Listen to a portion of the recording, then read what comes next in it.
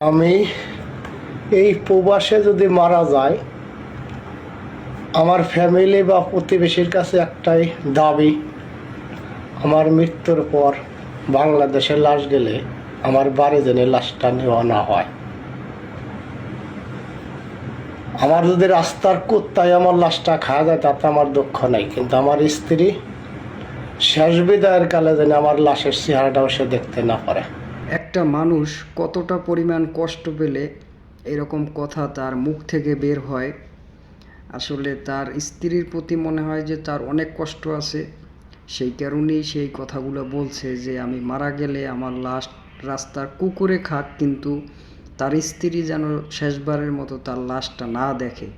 তাহলে বুঝেন যে ওনার এই প্রবাসী ভাইটাকে কতটা পরিমাণ জ্বালাতন করছে ওনার স্ত্রী।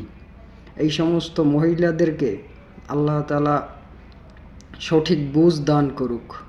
আমিন।